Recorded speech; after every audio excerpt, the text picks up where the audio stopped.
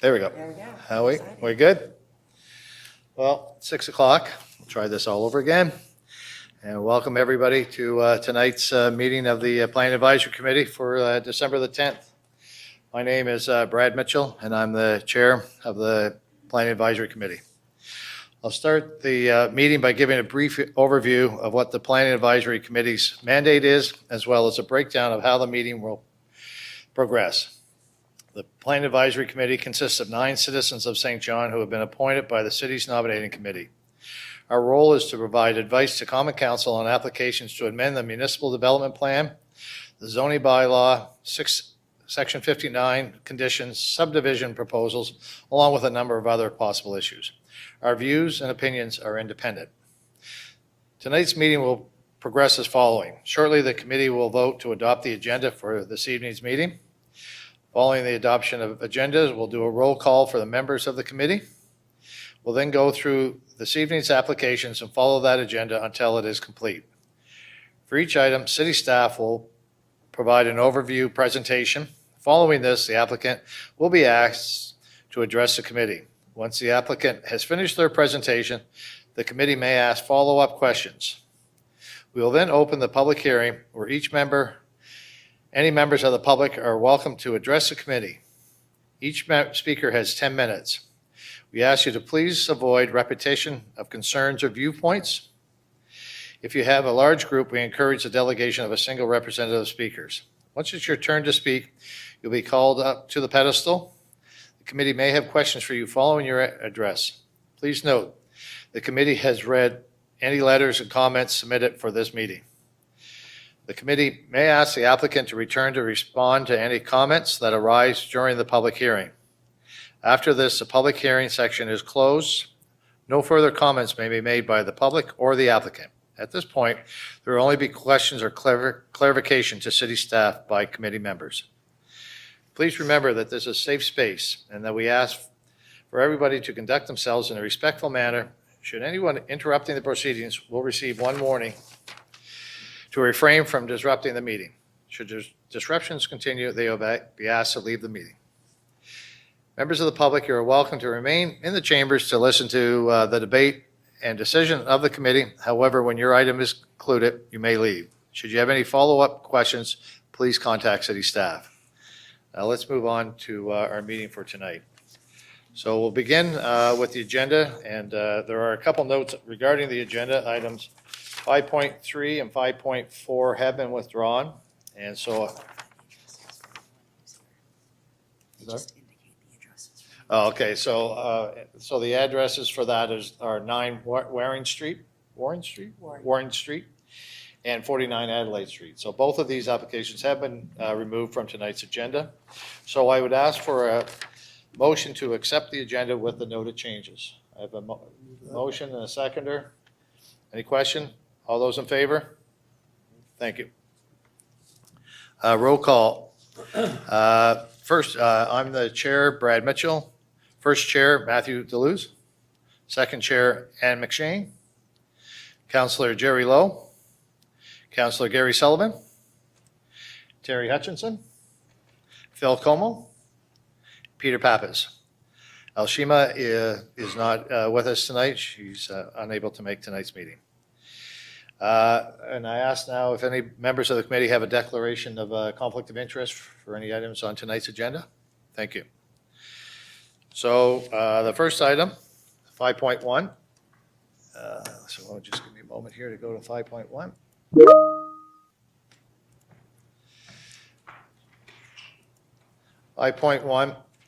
The applicant is the City of St. John. It's an application. It's a zoning bylaw text amendment. The Committee Planning Act authorized the Planning Advisory Committee to give its views to Common Council concerning proposed amendments to the zoning bylaw. Common Council will consider the committee recommendation at a public hearing on Monday, January 13th, 2025. Good evening. So staff have initiated a review of the process to refund planning application fees, and I'm here today to present to you an amendment to the bylaw to address this. So while refund requests are not common, they do at this moment require Common Council to authorize the refund itself. At this time, only Council has the authority to issue refunds for applications that involve a bylaw amendment. such as a rezoning or this like. For any committee applications like PAC variances or temporary use, there's actually no refund structure. And for development officer applications, there is an allowance for staff to refund up to 60% of the fee.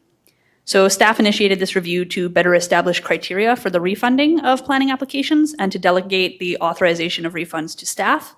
And this would help streamline the refund process and reduce red tape.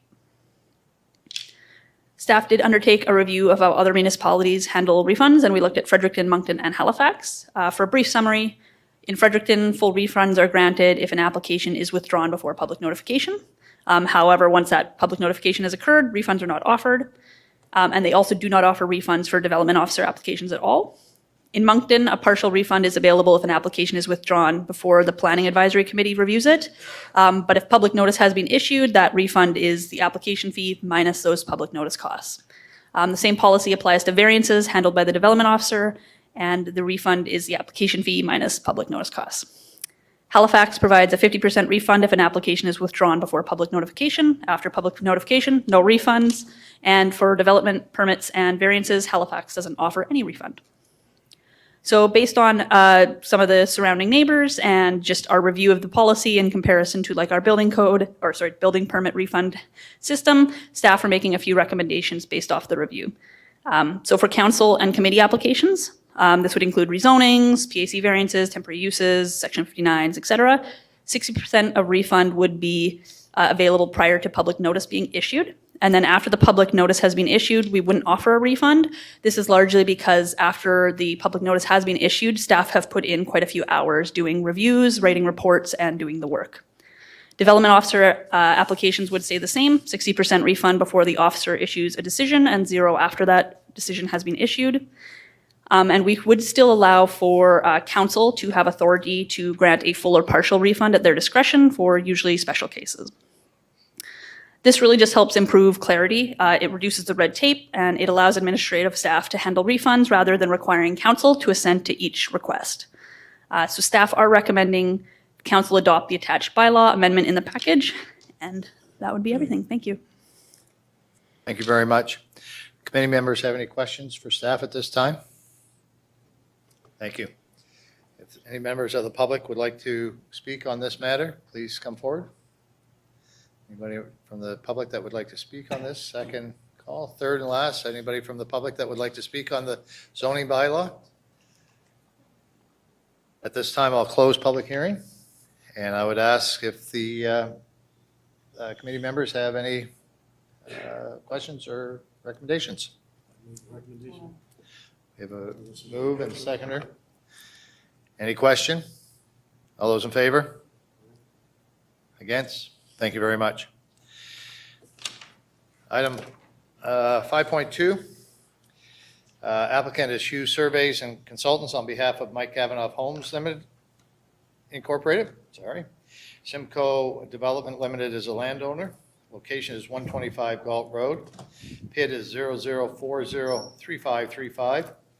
Existing plan designation is low-density residential. The existing zoning is 2-unit residential R2 and general commercial. Proposed zoning is 2-unit residential R2, mid-rise residential RM, and general commercial CG. Application type is rezoning, Section 59 amendment, and subdivision. The Community Planning Act authorizes the Planning Advisory Committee to give its views to Common Council concerning proposed amendments to the municipal plan, zoning bylaws, and Section 59 conditions. Common Council will consider the committee's recommendation at a public hearing on Monday, January 13th, 2025. The Planning Act also authorized the Planning Advisory Committee to advise Common Council concerning the vesting of public streets. And subdivision bylaws authorize the Planning Advisory Committee to approve and access a lot where such a lot does not abut a public street. The Community Planning Act authorizes the Planning Advisory Committee to grant reasonable variances from certain requirements of the zoning bylaw and subdivision bylaw. Terms and conditions can be imposed. Please. Thank you, Mr. Chair. The application before you is for the site at 125 Galt Road. The applicant is proposing to rezone a 4.5 hectare portion of the site from its current zoning of 2-unit residential or R2 to mid-rise residential, or RM, to allow for the construction of a series of multiple unit buildings and 2 townhouse buildings. There is also a Section 59 application involved, rescinding the conditions that were imposed on the portion of the site that has commercial zoning, and those conditions were imposed on the original site rezoning back in December 2011. And it also deals with subdivision with respect to PAC variances related to the private street, Andy Crescent, which is the gray street shown on the map south of the Dantes Drive extension that serves the area of apartment buildings, as well as it involves common council's assent to public streets, money in lieu of land for public purposes, city developer subdivision agreement, and any necessary local governments and municipal drainage easements. Again, here's a sketch of conceptually what the 3-story buildings will look like on the screen.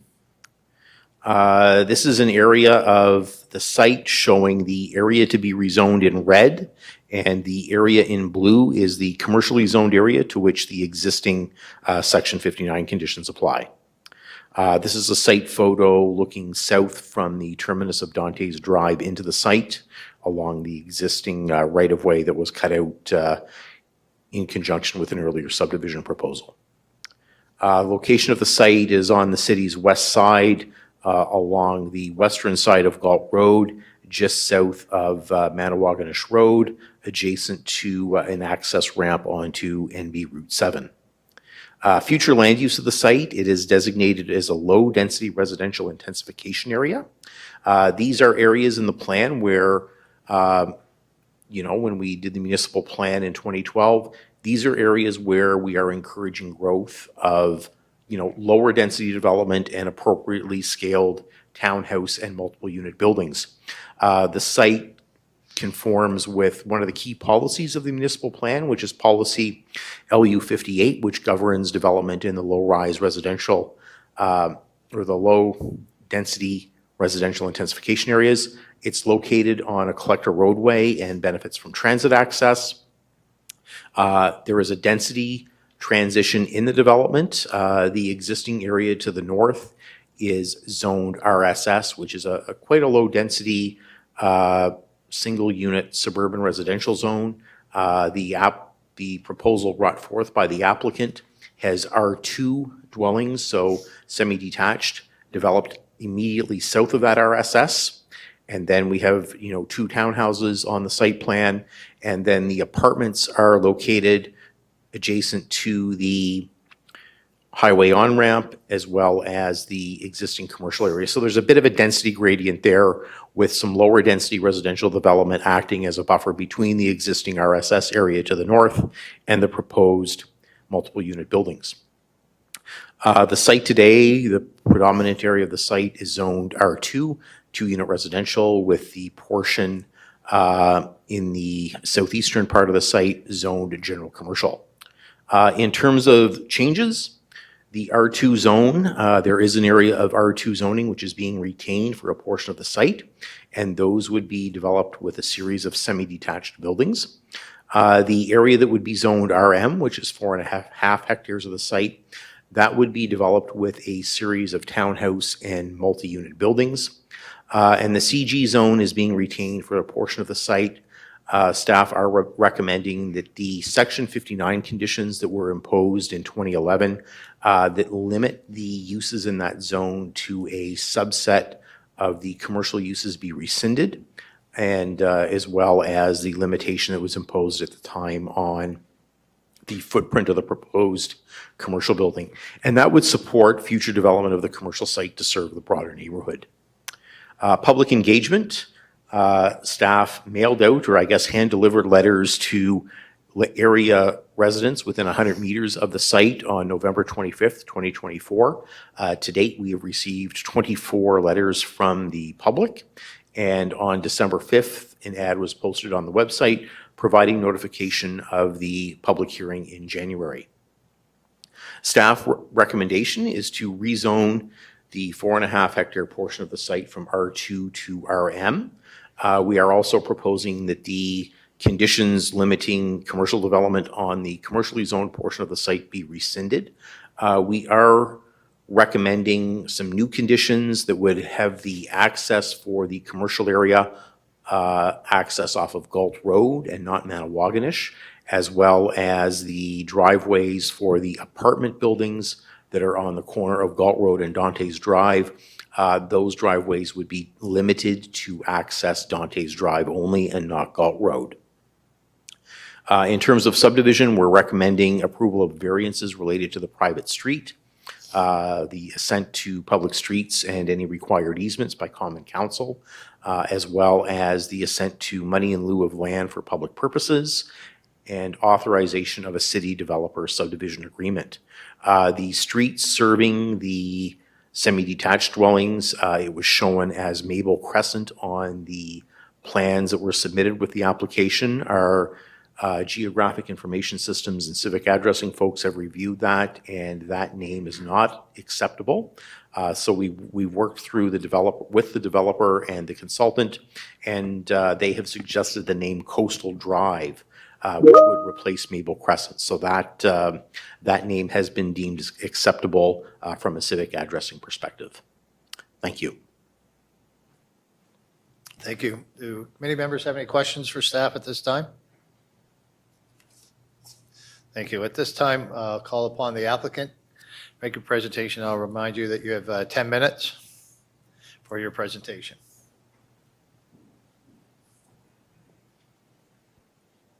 And I ask you to state your name. Excuse me, Mr. Chairman. Get that plugged in.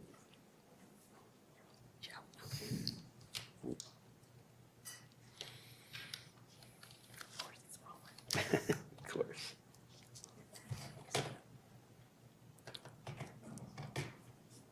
There's only a couple of things on it.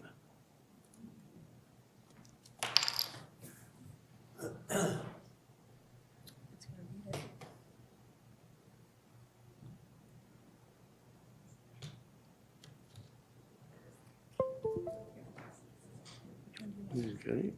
I'll let you pick which one. Okay, sure. Which one's best, paper, PDF? It doesn't matter. Okay.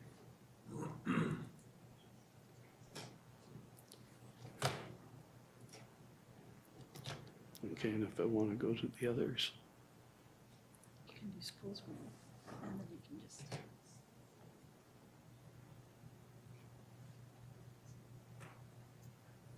Should be able to just click on whichever one you want afterwards. okay.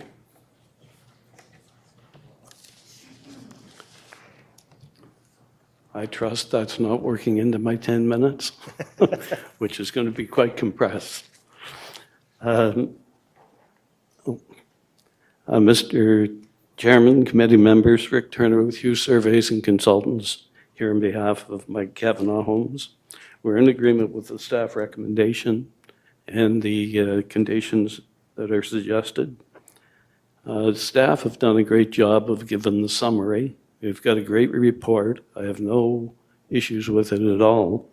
So rather than making much of a presentation, I'm going to cut the chase. I'm going to go straight to the neighborhood engagement, the responses you received. And that way, clarify as much stuff as I can.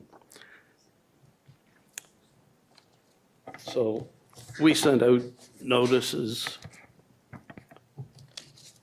around the end of October. The first response I got was right like 1st of November, 2nd of November, something like that. It was an email from a resident on Valentine Drive, and it was a request for a full-size drawing, and I could understand that because what goes out is reduced copies. That can create some difficulties. So the resident asked for the full-size copies. I said, sure. Give me your address, I'll drop a copy off, which I did. Now, there was also a question on when the meeting was. I said, refer to the city's website. I didn't want to give wrong information out. Now, the person had a couple of questions related to low-income units and saving trees and stuff along the Valentine and Maple Crescent property line. So I gave quite a detailed explanation, and I trust the explanation was satisfactory. With regard to the low income, what I did is just gave clarification. It's always a question, what's low income? Subsidized units or just some with a reasonable rent? In this case, the developers never dealt with the subsidy programs offered by the province. Their financing is going to be structured so that they can go through CMHC, so they do have to have some units at a lower fixed rate, but not necessarily subsidized units. And there's no application into the province for subsidies. There was a mention about a neighborhood meeting they had, so I inquired in my emails, okay, what kind of questions come up, any concerns, anything I can address. I did get some questions from another party, and I said, look, any questions you have, open and transparent, I'll try to address them. This information all goes back to the city, as you'll see in the correspondence you received. Now, they had a follow-up meeting this past Sunday, and in my email, I said, if any information I can provide. Then it went on in a later email and said, look, if there's some value in me attending the meeting, I'll do so, no problem.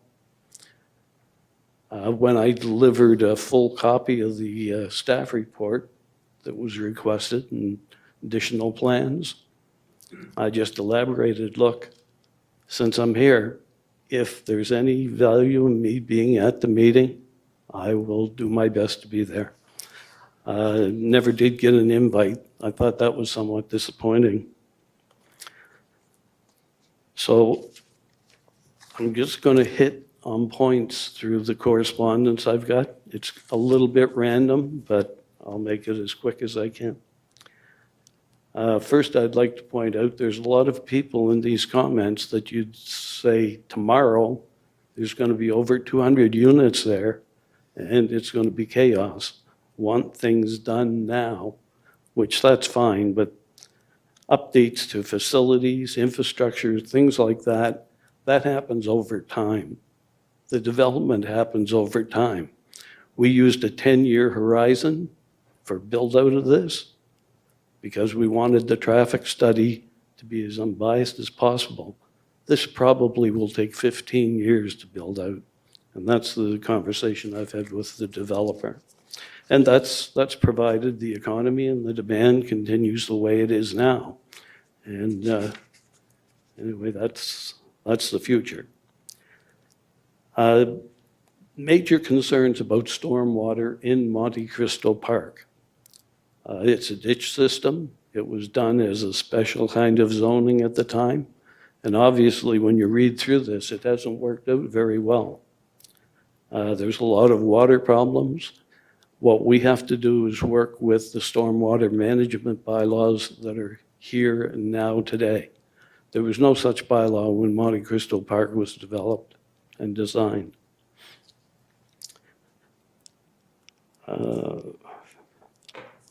Okay, the overview map here, if you look, there's cross-hatched areas at the lower end of that. That's the area we've asked to be rezoned. And what I've done is I've put some arrows on there because initially, yes, there's going to be some traffic back up through Monte Cristo Park during the first phase. First phase and phase 2, which is 2 apartment buildings in Galt Road, they're probably going to happen around the same time. That results in the third phase, we have to make a connection, Dante's Drive to Galt Road. What happens when that is made? Well, the natural traffic patterns are going to path of least resistance. Dante's Drive through the proposed development out to Galt Road, and the arrows come down and you disperse to Fredericton, St. Stephen, City of St. John. You know, I don't know what percentage of the traffic comes that way, but I'd venture a guess probably 90%. Traffic going to the site, very much the same. People out of the city, Thruway or Manoognish Road and on. There was a comment here about disconnect our subdivision from the new subdivision. Disconnect Monte Cristo Drive, Monte Cristo Park. Monte Cristo Park is 50 homes or better on one access. It's something that I know the committee understands. You just don't do that these days. What we're providing is a secondary access, which is a safety factor, not only for Monte Cristo Park, but for the new development. If a road gets blocked, there's an emergency. Hey, now there's a second pattern for the traffic. In the traffic study,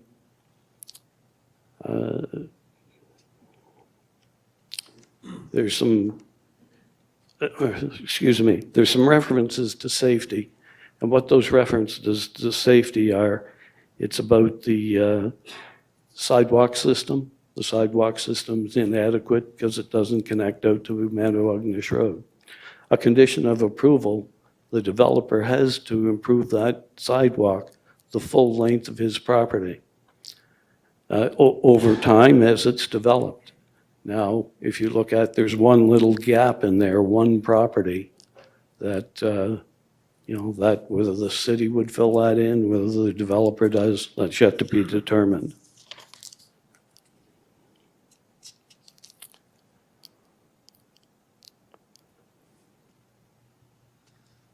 And that thing about the sidewalks, it's a condition of approval.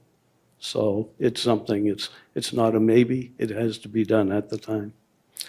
I'm just going to read real quick here, communication I had. It says, I'm saying thank you for your concerns or questions. I will briefly address or clarify where I can.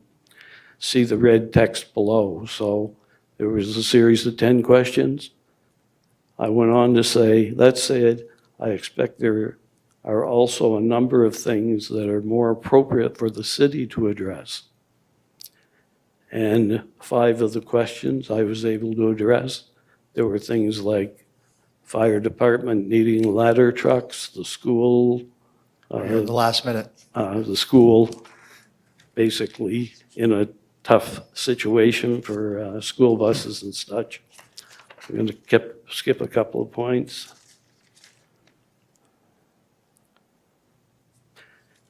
Density. I won't get into it much because I did see that the Envision St. John has a staff member here, and I'll let them address that. It's all about density required to support 1 and 2 family type development. So listen close on that and you'll understand why the only way this development's going to work is if you've got some density to go with the lower density information. Sorry, I'm over time. Thank you. We're going to try to keep everybody to their time tonight. I appreciate that. Do the committee members have questions? And I see a couple hands up, so we'll start. Ann, you go ahead, please. Thanks, Mr. Chair. Rick, you had mentioned that this, the whole development parcel is probably got a 10-year build-out horizon, probably more likely to be 15. And that's pending, I guess, favorable market conditions. So my question is, are any additional approvals required if the townhouse pieces in the future were thought not to be viable, I guess, in future phases with the timeline, and they wanted to convert them to like a higher density multi-unit? Do you know the answer to that? I'm not sure how you're framing that question. Sorry, Mr. Chairman. Yeah, like under, maybe it's a staff question, like under the zoning that's proposed to be, can the townhouse piece by right be more multi-units? I'll leave that one with staff. Okay. I'll wait. I can wait on that unless they want to respond now. Yeah. It would be zoned RM. We are getting away from having specific conditions that tie it to a specific proposal because it helps the development respond to changing market demands. So in that regard, the townhouses could be apartment units, But at the same time, some of those apartment units, if they have the RM zoning, they could also be townhouses. And, as folks are aware, the city is in the process of a zoning reform project that would expand townhouses up to 4 units in a lot of our areas that are currently zoned R1, R2, and RSS, pending, final approval by council. You have a follow-up question? I can see. Go. Thanks, Mr. Chairman. Yeah, my follow-up question, I guess the reason I ask is because I'm fond of the stacking, and we haven't seen that in some of these large parcels in terms of density. So I like that there's like the semi-detached, and then it's townhouses, and then it's some mid-rise to multis. I think it's something that some of the neighborhoods, when previous proposals have happened, have been begging for that level of stacking to act as somewhat of a buffer to single unit, like single residential, low-rise residential zones. So I love that. So I guess that's why I'm asking, especially where you talked about the longer timeline, like how secure is that? Like in that, because I feel like there's a degree of comfort with that in terms of the design. So anyway, I'll leave that there for now, but thanks. Yeah. Understand. Peter, you have a question? Pappas? Yep. Through you, Mr. Chair. Rick, is this your design, your concept? Yes. It is, okay.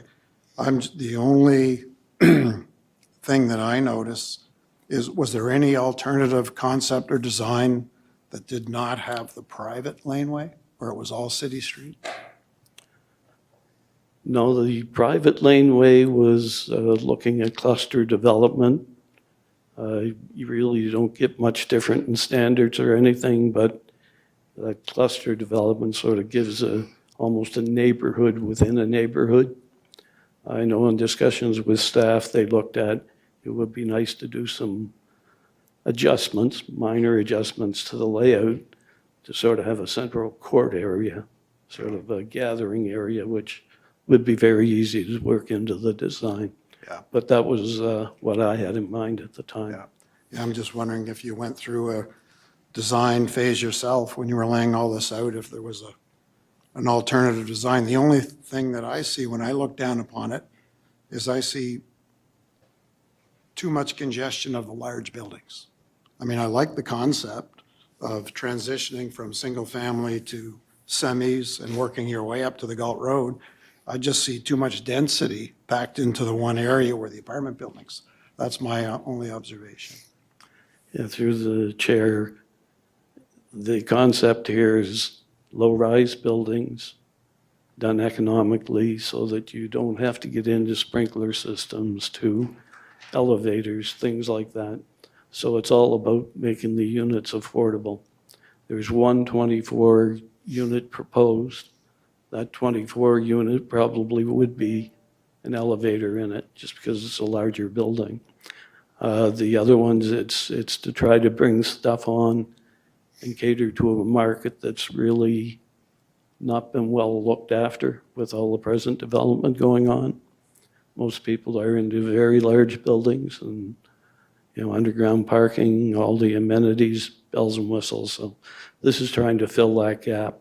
We could have put less buildings and made them larger, but still kept them 3-story. But doing 12-unit apartment buildings, it's something that can go up fairly quick, can be turned over quick. And if you look back at the era when Silver Falls Park was developed, there were a lot of 12-unit buildings constructed. And that was the thing. They were easy to get up. You weren't into another part of the building code. So that's the rationale. So I see in phase one, which is down at the semis, is the developer prepared to use a construction route coming down off the Galt Road as opposed to going through the subdivision? That was one of my comments in here that I didn't get to. Right from the get-go, when we were looking at the design and the layout, it was to take one of the roads that's roughed in, it's just gravel at this point, but very easily could be upgraded. Contractors don't want to be driving through a subdivision and tracking mud, I and know. the city's after them, and the residents are up in arms. So a construction road to build out the road and the services. So just if you reverse the arrows, that's the construction traffic going in. The arrows the way they are, that's the way you'd be leaving. Now, that said, that doesn't mean that if houses are being built, there won't be contractors driving in there with their cars or half tons. They're probably going to use Monte Cristo Park as the access. The developer can try to keep them directed to the construction access road, but, you know, not everyone's going to follow that. Is the developer open to that as a condition? The construction road? Yep. Yeah, yeah, for the heavy construction, not Yep. so much the home building. Right. Thank you. I have a quick question, or I just want to clarify, what you're talking about is you're going to start really phase 1 and phase 2 at kind of at the same time? That's likely the way it will take place. Now, there's still design has to be done for the street system, interior, off the end of Dante's. So probably what'll happen is the construction will be going on there.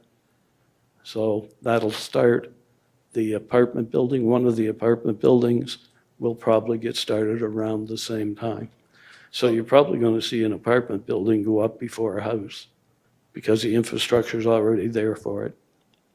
But you're going to build, the road will be built before you get into phase 2? Yes. Yes, the road's pretty well there now. It's got to be graded up and stuff like So that. then the rest of the phases, are they kind of set in stone, or are they market-driven, or how did you set these? It'll be somewhat market-driven. Now, the third phase, okay, if I can call it that, is the connection, the final street construction, not just the construction road. Dante's has to be brought all the way up to Gull Road, and that will become the thoroughfare, and that's where the traffic will follow the pattern I'm showing up here. And the phase 3, we've committed to it. That's the way the development has to take place. So what do you think the timing will be to get to phase 3? When that road will be built, completed? Oh, it's going to be at least a couple of years. It could be a little more than that. Okay, thank you. Does any other committee members have questions for the applicant at this time? We may call you back after we have public presentation. Thank you. And I can finish up here. Thank you. At this time, I'll open this up for the public, and I'll ask anybody to come forward that would like to make comments, and if you could state your name and make your presentation, please.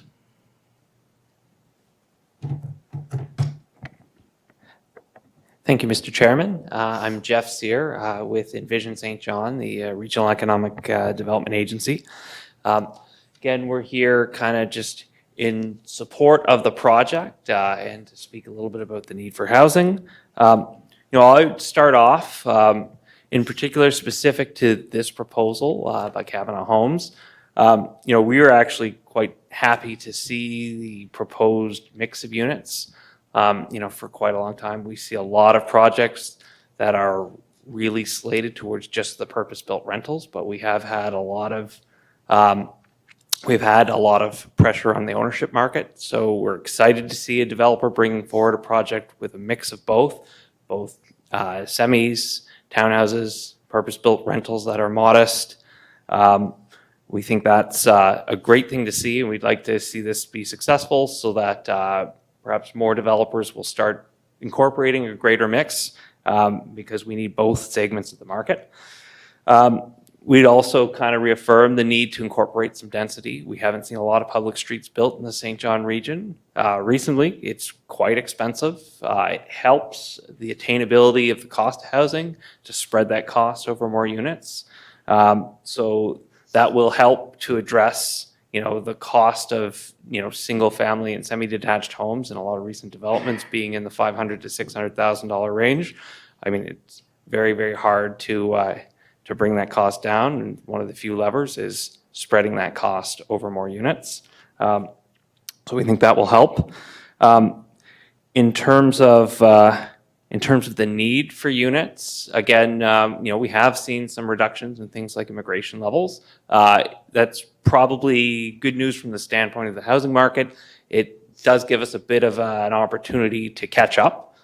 So right now, the Altus Group projects Canada to be at about a 500,000 unit deficit. The Atlantic Economic Council has New Brunswick at about 15,000 units. St. John would have its share of that. So we'll need to use these next couple of years to help work on that deficit.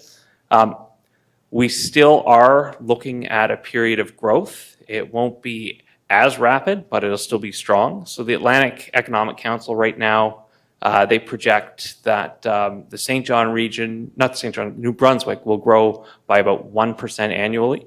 We were at about 2 to 2.5% the last couple of years during the frenzy.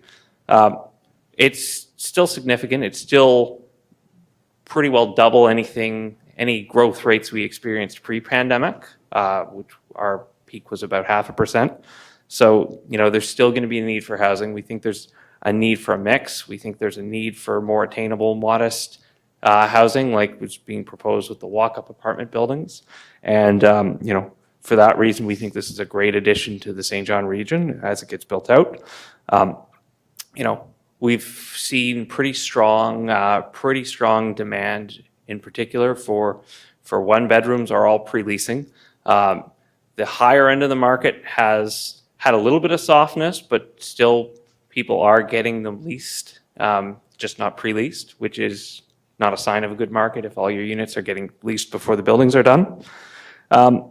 And I mean, the last thing I'd like to say is, Mike Kavanaugh and Kavanaugh Homes, they've been a pretty reliable developer from the standpoint of, they get things approved, they build, they typically have projects always constantly ongoing to keep their company afloat, keep their company moving, keep people employed. So, I think from PAC and council's perspective, like you can, trust that the developer is going to proceed and build what they're proposing.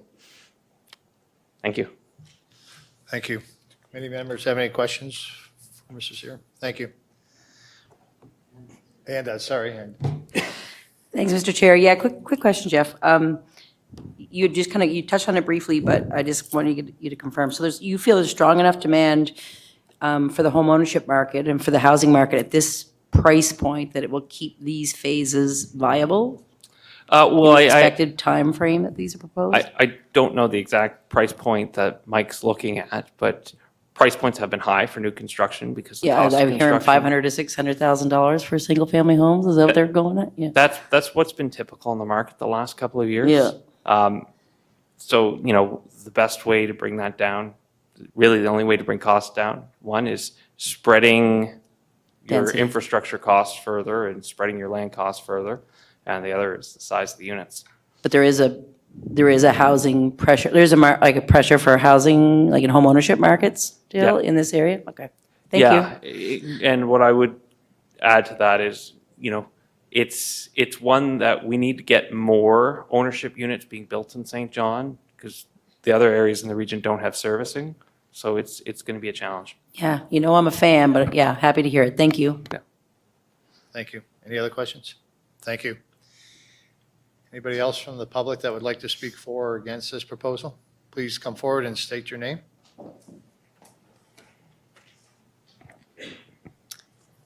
Good evening, Planning Advisory Committee. My name is Trish Stokes, and I am a resident of Monte Cristo Park, living at 120 Dantes Drive, next to the proposed development. On behalf of our community, I would like to request an extension to this proposal. It has put a lot of unnecessary stress on us, our children, and the residents of the area, as we have not had ample time to review and respond appropriately, as the plan has changed multiple times. This is a hard time of year to get everyone together to discuss, and at hand. Although they could not be here tonight, they did make sure to add their name to our list regarding our letter of opposition. So there is a council meeting scheduled for December 16th to discuss the bylaw reform, and I believe we should all wait and see what the outcome of this is before we should proceed. One of my largest concerns is the safety of my family and the other residents. Although a traffic study has been done, that does not change the fact that people do drive fast and accidents have happened. Our neighborhood in its existing state does not meet safety standards, and this should be addressed prior to any further developments. Our kids, they currently use this piece of road in front of our home to play, as it's the only place we allow them to ride their bikes, as there's currently no sidewalks. So our house and 2925 Valentine all live in a row, and between us we have 8 young kids that all play outside and catch the bus together. Once Dante's Drive connects to the Galt Road, anyone who lives on Dante's or Corsica will now come in through the top of the Galt Road, which leads to cars driving fast past my house. These traffic concerns need to be addressed when it's asking to put 5 apartments that enter onto Dante's Drive and additional 5 off of it. There would need to be many safety measures added in front of our home, such as 3-way traffic stop, along with speed bumps if necessary. Ideally, it would be a dead end as a new subdivision started on the other side with stable housing as to keeping with our existing neighborhood. We are aware that the land on the other end of Dante's Drive has been bought and is also going to be developed, which causes even more concern for this extra entrance and cars coming down into our subdivision. With no sidewalks for our kids to walk on, where are they supposed to go when multiple large construction vehicles start coming down our roads that are not wide enough already? Now, I know this has been addressed, but I do ask that if any proposal does go through, that all construction vehicles do enter and exit through the top of the Galt Road. Our roads are narrow with no sidewalks and large ditches everywhere. My 3-year-old daughter fell into one of these ditches last summer. Fortunately, we noticed right away and ran to help her and pull her out. She came out completely covered from head to toe in muck. There was enough mud that she was stuck in it with water. Luckily, it hadn't rained recently. Otherwise, this could have been a tragic scenario where she could have drowned. This subdivision needs to be held to safety standards for the current residents prior to adding in additional residents. And I'm just going to pass this around. Some pictures of the water in our ditches and how deep it gets. Without having proper infrastructure, our driveways are narrow and have deep ditches beside them. My mother and countless others who have visited us have almost fell into the ditch beside our driveway when getting out of their cars. Homes have also been flooding in our area due to improper drainage and infrastructure. Many people have had to install permanent sump pumps due to water backing up in their homes. We do not oppose this development of houses in our area, as we agree that development needs to happen, but we support gentle density. The property is designated stable residential within the municipal plan. We are requesting that permanent homes be considered for this land in question, as it will drastically alter the community as it currently exists. We would not align with the gentle density housing that the city is looking to create. I think we can all agree that 10 apartment buildings in a small area that is half the size of our existing subdivision does not support this and creates instability in a tight-knit community and a less desired area to live in and for people to move into. More than half of just our subdivision alone has advised that they are opposed to this proposal, and the list keeps growing as more people continue to reach out to me with their concerns.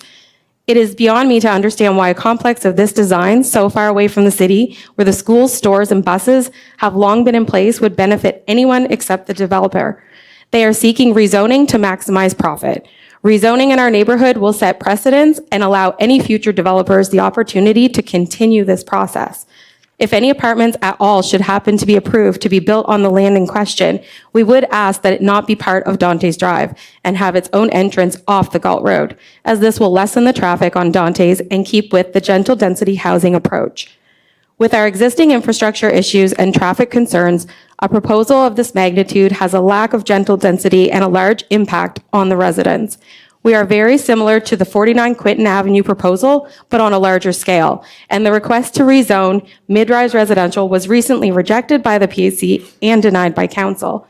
We appreciate your consideration on this matter. Thank you. Thank you for coming forward.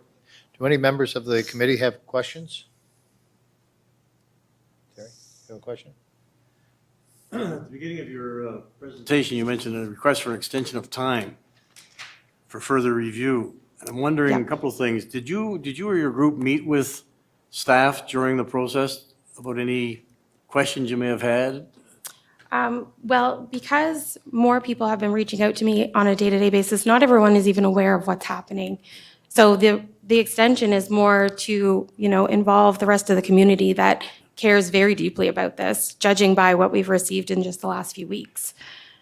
Mr. Turner, in his presentation, had outlined how he had dealt with a number of the concerns, providing information, Yeah. suggestions, attending at meetings and things like that. I understand that there's no invitation extended. It was actually hard to have our meetings. Up until, the day of, we were still kind of scrambling. It's almost Christmas time, and to get a group of people together has been hard. So we didn't exactly know when it would be. We have tried to, get together as a group. We do have a Monte Cristo Facebook group. So that is where a lot of our talks have been happening as well.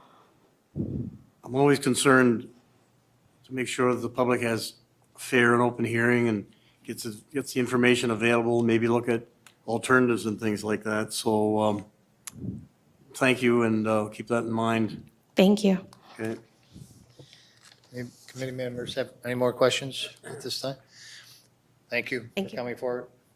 Is there anybody else from the public that would like to come forward and speak on this matter? And I remind everybody that not repeat the same thing.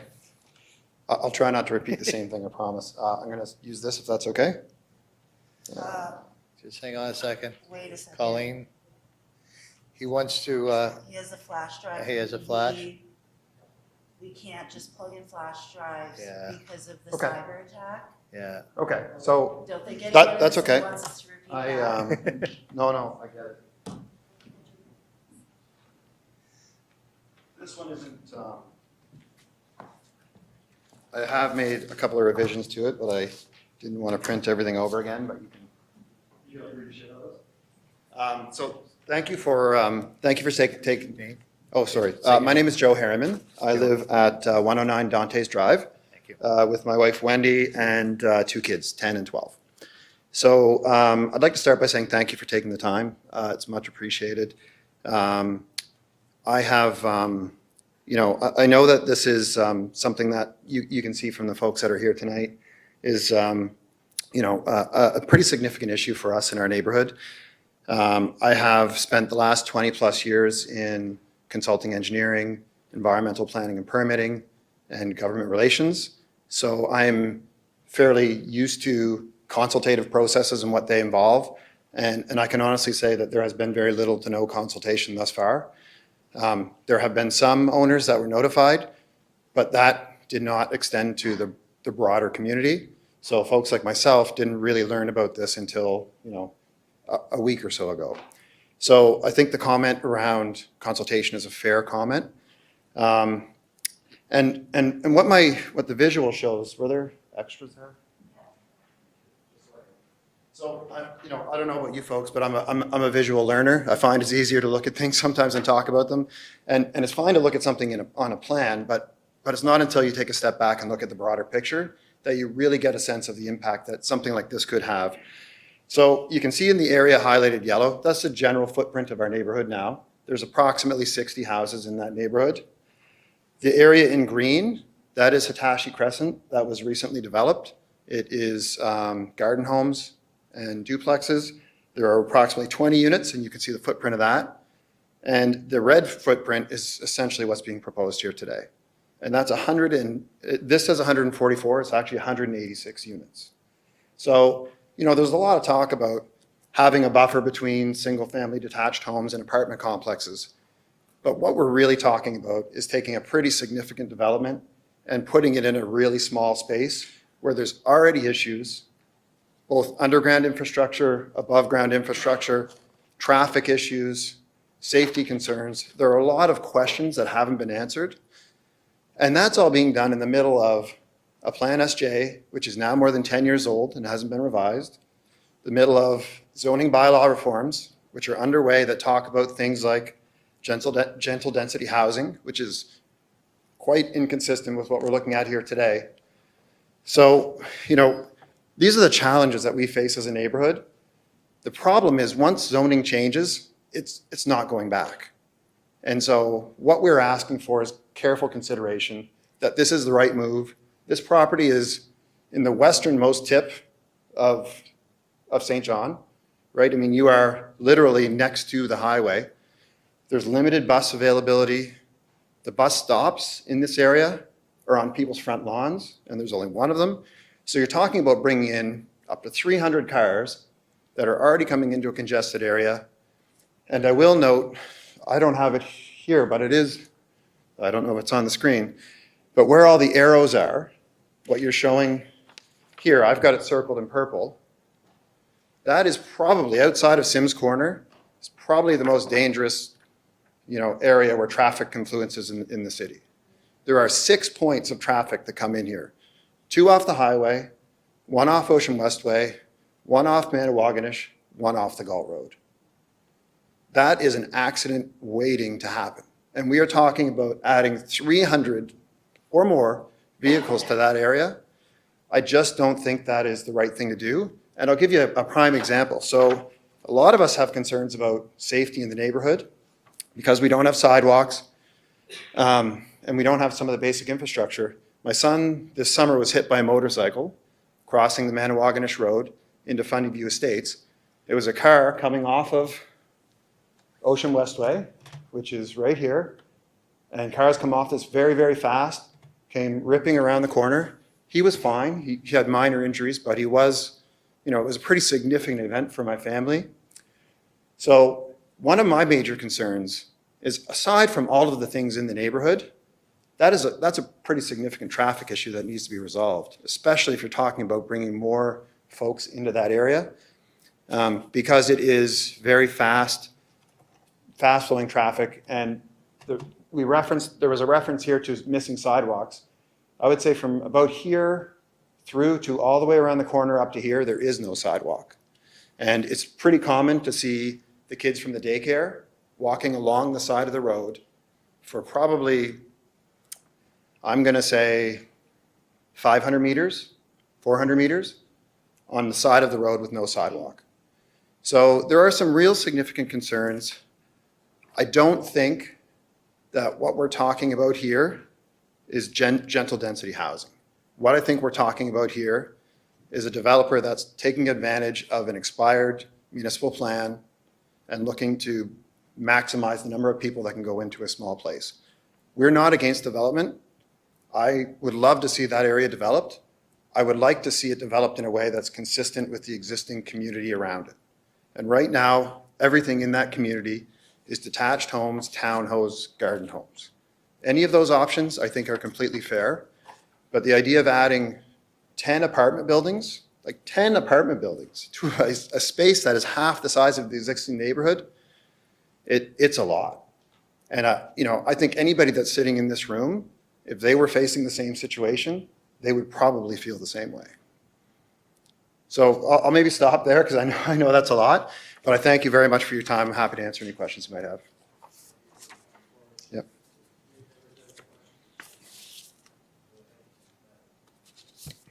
Thank you, Mr. Chair.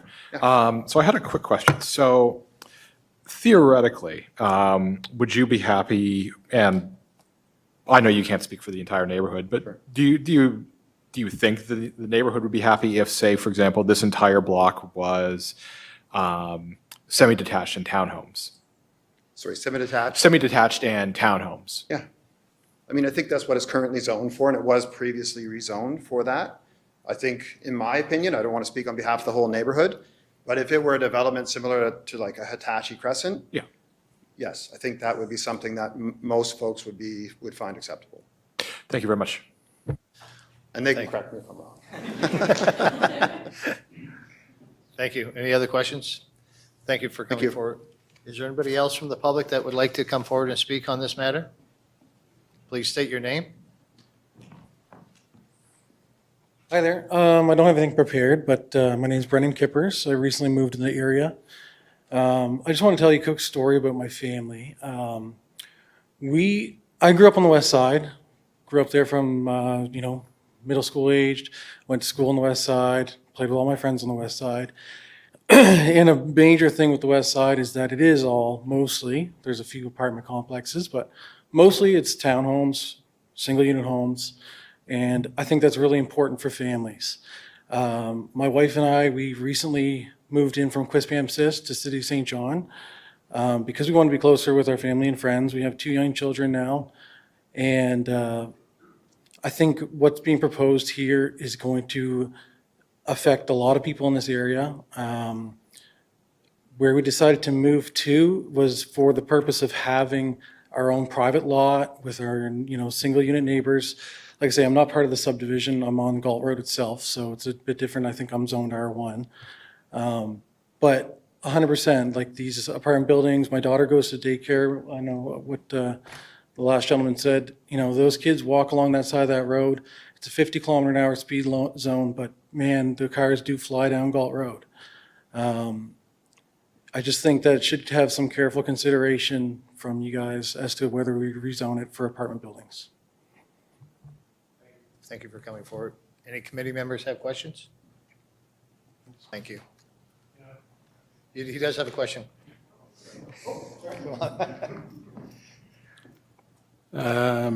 So, thank you, Mr. Chair. My only one question is, you're concerned about the speed going down Galt Road.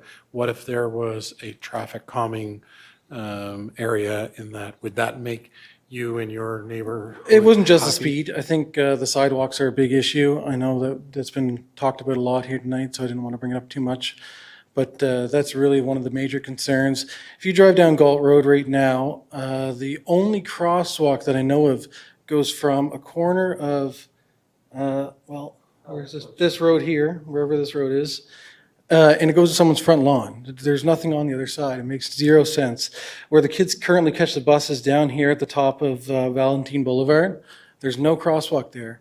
There's a playground in that neighborhood where my daughter and I, we walk to, multiple times a week. We have to cross that busy road with no crosswalks and no sidewalks just to get to the playground. So calming traffic and sidewalks, you'd be happy? No apartment buildings, I'd be happy. But yes, no, Gotcha. sidewalks and traffic calming would be an excellent addition. And I just wanted to speak to as well, I just thought of it again, because like I said, I'm not super prepared. But I think what we're doing here with apartment buildings in the city, there's the current development happening down Fairville Boulevard. Those are still being advertised that they're still for rent. There's the one that's going across Galt Road right now that, I don't know the status of it, obviously, but there's lots of apartment buildings being built. There's not a lot of family homes being built right now in City of St. John. And that was a really hard thing for us to find when we were looking for this place. We wanted some privacy. We wanted a single unit home. Everybody wants to own their own home. Nobody really wants to rent. It's just something you make do with until you can afford your own place. I get that, a $500,000, $600,000 home isn't achievable for everybody who's renting. But there's a trickle-down effect too, right? If, let's say somebody from Westgate wants to newer house, if you guys build every single unit home family there that was 500,000, 600, those would all sell. I guarantee those would sell because I was looking for years trying to find a place like that. There was plenty of availability for apartments when I was looking, but no homes. Okay, thank you. Thank you. Is there anybody else from the public that would like to speak for or against this proposal? If you could state your name, please. Good evening. My name is Arliss Wilson. I live at 93 Dante's Drive, basically right here on the corner. I just wanted to reiterate a couple points that were made, and maybe the members aren't familiar with this. The Galt Road has a isolated section of sidewalk that if you look at the picture up there, you can see where my mouse goes, and it basically extends on one side of the road up this way, and ends right here at the end of Hitachi Court. There is no sidewalk from here up to the around the Galt Road intersection where it begins again. The developer talked about building a sidewalk as part of his agreement on the development, but that would be on his property, would be on this side of the road, which would frankly do almost nothing for us. You would mean crossing the road twice. Located right about here is the Hamilton Daycare. They currently have a bit of an issue that most residents going down here is aware of. Their drop-off and pickup zone tends to be parking directly off the road in front of the daycare. And as such, I suspect a number of people here have experienced it. You come down the Galt Road, and this is quite a grade coming down here, and all of a sudden a car backs out from behind another car. And it's been raised with the city before as a traffic issue right there as well. So we've got that. The other thing that doesn't show on this plan very well is there's a huge gradient from this part of the road downward towards this part of the road. The groundwater runoff is a major issue there. When Andy Simpson roughed in the construction roads that are there now, it resulted in a huge amount of siltation and a whole bunch of washing out of these roads. Quite frankly, the roads themselves washed out to my height. I got down in the ditch at one point and literally the gully was greater than my height down through these rough roads. So there is that issue as well. We're not opposed to development down there. We've looked forward to it. I like the idea of the detached homes. I think they're great. I think the density in this upper area is simply too great. Thank you. Questions? Thank you for coming forward. Is there anybody else from the public that would like to come forward? If you could state your name, please. My name is Chris McCutcheon. I've got the lack of benefit going near. I'll try and respect and not repeat or reiterate anything that's been previously said. I'm actually a second generational resident of the Monte Cristo Park.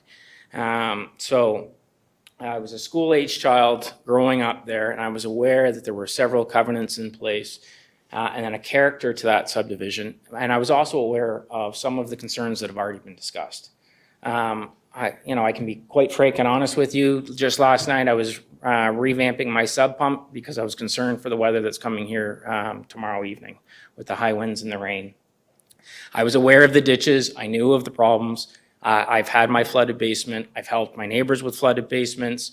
And that was something that that I chose to do in knowing some of the issues with that subdivision. But it was all about the character of that subdivision for me. And when all these people have the same recurring comments, it's because they're true, right?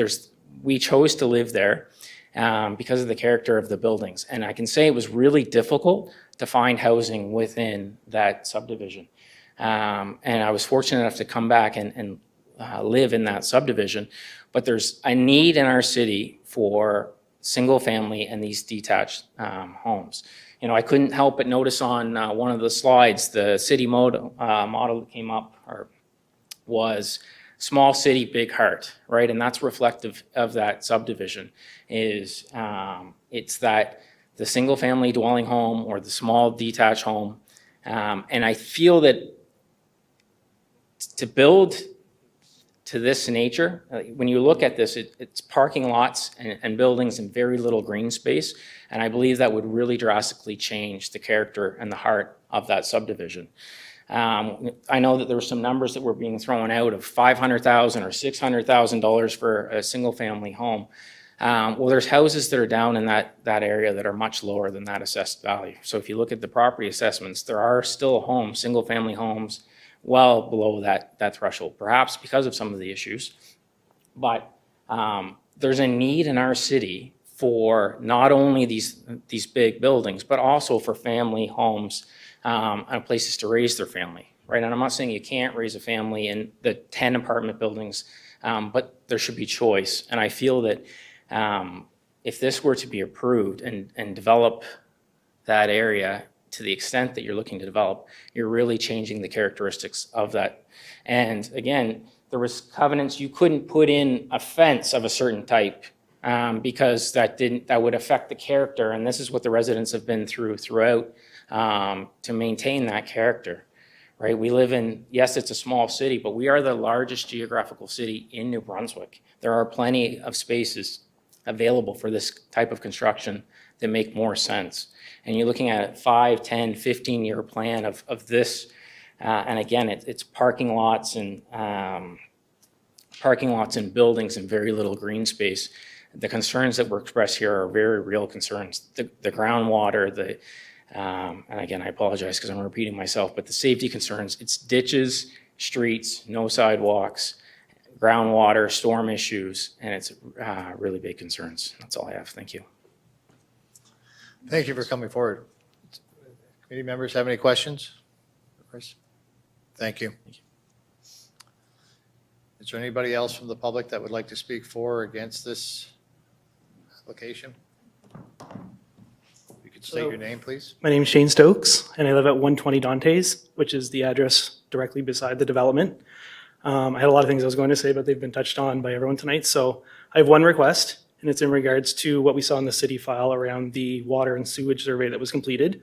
We want to request as a community a new survey completed, as we don't feel that the one that was done may be biased in the right way, as the person who completed this now has a financial interest in this development going forward because they now own the land at the other end of Dantes Drive. So we want to put in a formal request before anything's approved to have a new survey completed. Exactly what you mean, a survey of? They said there'd be no water or sewage issues based on some survey the that was flood completed water. on that land. That's called a floodwater. I can't remember the exact same name, but it was in the city file. Stormwater management is Yes. what it's called. Go ahead and explain to them. So stormwater management plan is a requirement of all development in the city, and it would be happening. It was completed, it is in the file, but the person who completed it is the same person who purchased the land at the other end of Dantes Drive. So they have a financial interest in. Yes, so Passing this through, right? developers would be the one who would undertake stormwater management plans for the property they're developing. Joel, would you be able to? Go ahead, Joe. Sure. So a stormwater management plan hasn't been done yet because that will be done at the building permit stage. But what I think you're person talking about is admitted to doing the it already, drinking though. water and the sewer, right? Which was done by the city, not by another. This consultant. person admitted to doing it. Pardon me? This person admitted to doing it. All they did was give us the flows for the buildings. They We told us don't how many believe that their buildings were information done. would be accurate because they have a financial interest. We'd like another person to complete that. Right, but all they do is give us the number of units. From there, the city does the modeling themselves. Okay, so that part hasn't been completed yet? Pardon me? That part hasn't been completed It yet? has been completed. Okay, but we would like to have that person excluded from anything, though. All they submitted was the design flows based on the unit count, which is in accordance with the Atlantic Canadian water and wastewater guidelines. So they just give us information straight out of the engineering side of things. They don't, As long as they have no say in what goes forward, that's no, our they don't. concern, They don't. yes. No, Okay. it goes to St. John Water. No, that was our concern. Thank you. Is there anybody else from the public that would like to speak for or against on this application? I'll ask one more time. Yes, please come forward, and if you could state your name, please.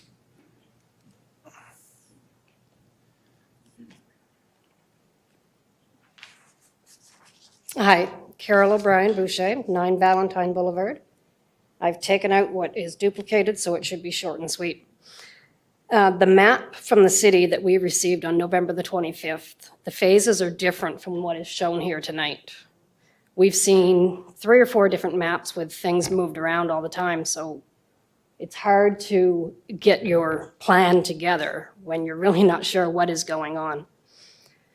The gentle density housing in the City of St. John's zoning bylaw reform, it states the following. Gentle density housing refers to a housing approach that increases residential density in a gradual and non-disruptive way. It aims to enhance urban environments by adding more homes or units without drastically altering the character or established neighborhoods. This approach focuses on integrating new housing in a way that respects existing community aesthetics and maintains a balance between growth and livability.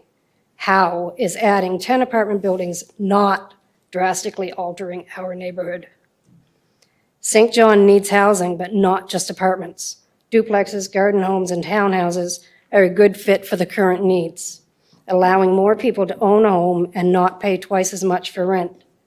There are currently 3 new apartment buildings within 5 kilometers of Monte Cristo Park, one of which still has 9 empty units, and the other 2 not complete yet. In the commercial space of this property, the city needs to add to the restrictions no cannabis stores or drug treatment clinics of any kind, and keep the no bars of any kind in your restrictions. This land is zoned as 2-unit residential and is an easy commute to Point Lepreau, Colson Cove, and the port, which makes it a perfect area to add duplexes or single-family homes where people can own their own home. Please follow your own zoning bylaw reform and leave this area zoned as R2 and therefore not drastically altering the character of an established neighborhood. Thank you. Thank you for coming forward. Any committee members have questions? Thank you. Is there anybody else from the public that would like to come forward and speak on this matter, for or against? I'll ask a second time. Is there anybody from the public that would like to speak for or against this proposal? Third and final time, is there anybody that would like to come forward? You would like to? We'll probably bring you back with questions. So at this point, I will close the public hearing. No, we're not closing the public hearing. We're going to bring the applicant back because I feel the committee members may have questions. I do.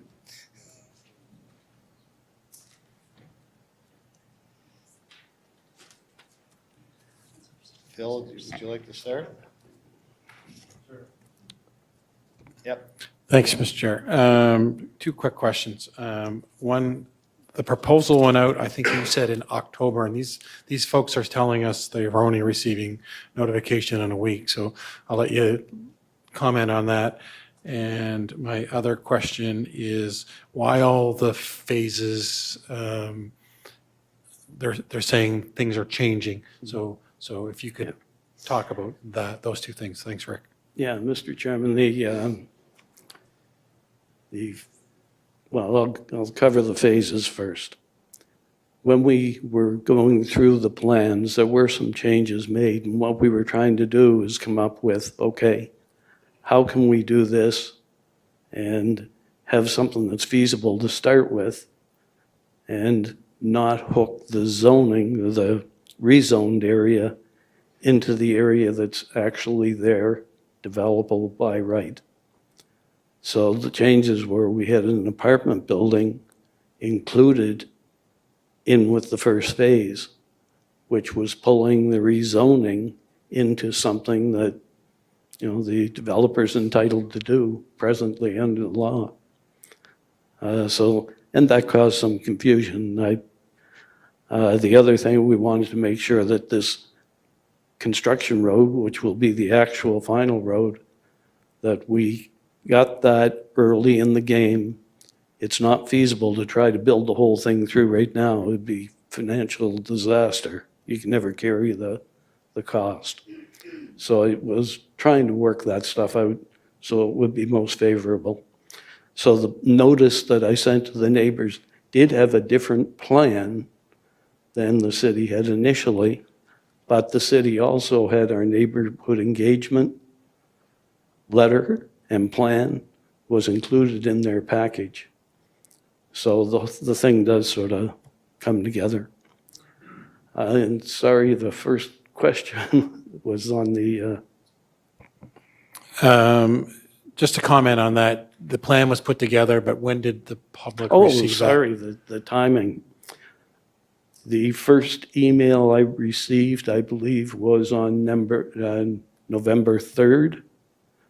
I responded to it on November 4th. I just don't have the page printed when it came in. But on the 4th, I was responding to something that was a direct result of our mail out, which was done in October.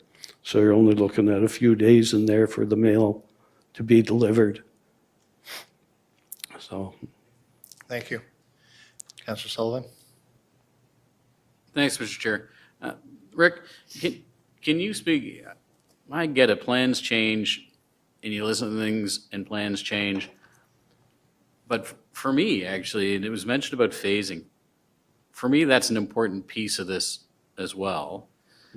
Can you speak to where the confidence level is now that what I'm looking at on my screen is the planned phasing of this project? I know it's hard once you get into phases 4, 5, 6, and 7. Yes. But at least 1, 2, and 3, I'm looking at phase 2 being some semi-detached homes, right? The apartment buildings being on the other side, but then kind of building that's, I see it as a step through the middle. Yeah. I don't mind what I'm seeing, but I want to be confident that what I'm seeing is what's going to happen. It's just not all going to be huge density and the semi-detached stuff just pushed to the side, if that makes sense. If I could, Mr. Chairman, the phase of semi-detached, it's quite large, okay? Phase 1, we call it, which is simultaneous with 2, really. But that first phase will probably be done in a couple of stages.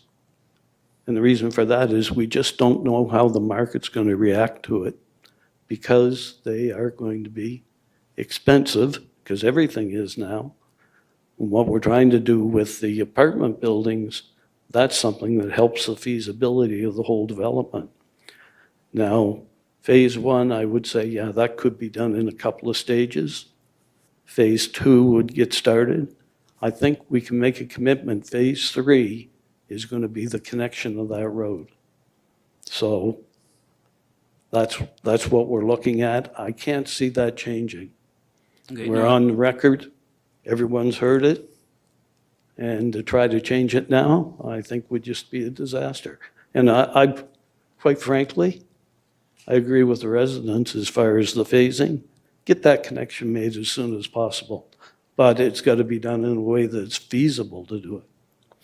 So. Yep, no, thank you for that. And my other question, and you've been in front of us many, many, many times, so I know you're incredibly accessible for anybody who wants to talk about your project. This is next scheduled to be in front of council January 13th? Yes. Okay, so I just want to confirm that the invitation from you to the neighbors is still there for contact, questions, conversation. I'm acknowledging before you answer the question. Thank you. Thanks, Rick. Thank you. Any other committee members have questions for the applicant? Ann, go ahead, please. Thanks, Mr. Chairman. Can you speak to stormwater management? Yes, I guess that is a major problem in Monte Cristo Park. You see it in writing, you've heard it. We have to operate under a whole different set of rules. The stormwater management bylaw, to work to that is very expensive. It can be done. It takes an engineering feat sometimes. Sometimes it's pond. A lot of the times you're using flat roofs to slow down the water levels, which will be happening in this development. Your parking lots, you build them in a way that the catch basins slow down flows. Actually, let the parking lots flood 6, 8 inches if it has to be. But that's only in these extraordinary rain events and stuff like that. Now, so that's what we have to work under.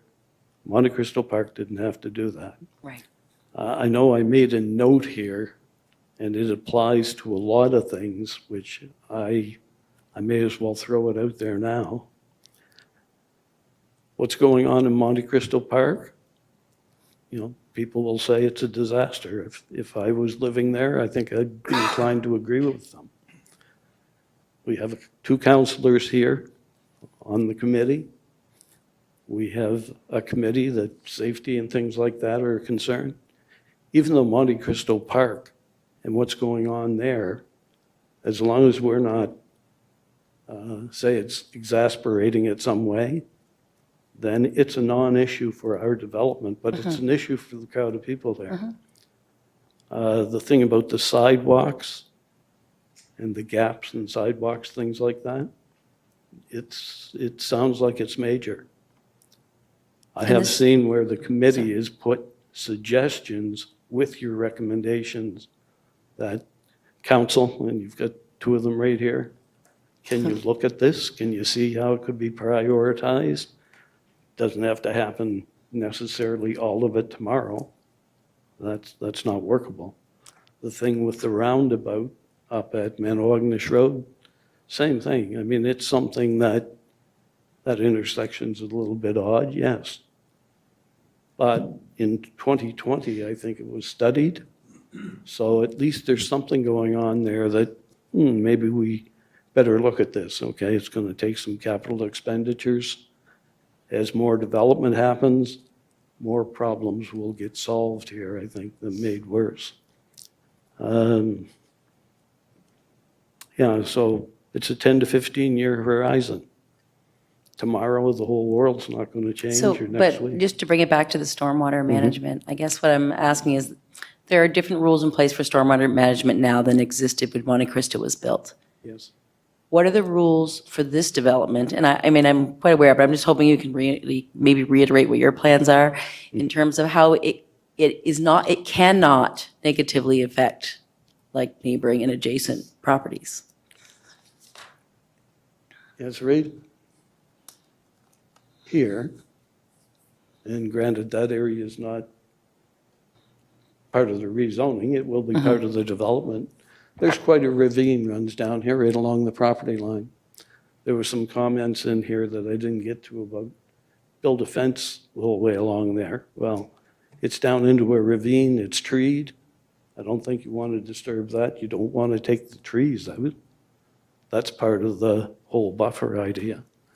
But that ditch comes right down to about here and can be carried through to a fairly major stream that's down here where my hand is. So that actually acts as a barrier. Any flows coming off of this property towards Monte Cristo Park are picked up in that stream and carried on. Now those flows, it's all going through natural ground now. By the time you apply the stormwater management criteria, we can't have any more water going through that than does now.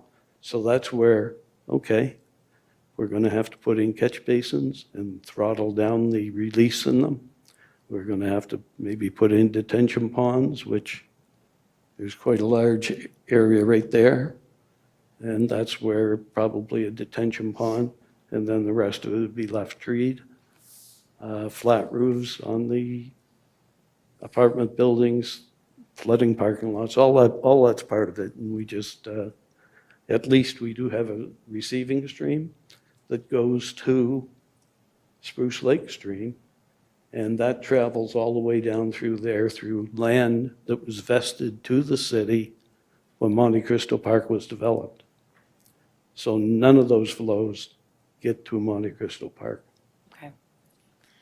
And with your, I guess, permission there, Mr. Chair, if I could ask one final question on landscaping. I mean, I guess I'll just premise this with, we see a lot of these different types of applications that come with increased density that none of us really are as comfortable with as you know, we almost need to be now with the housing crisis.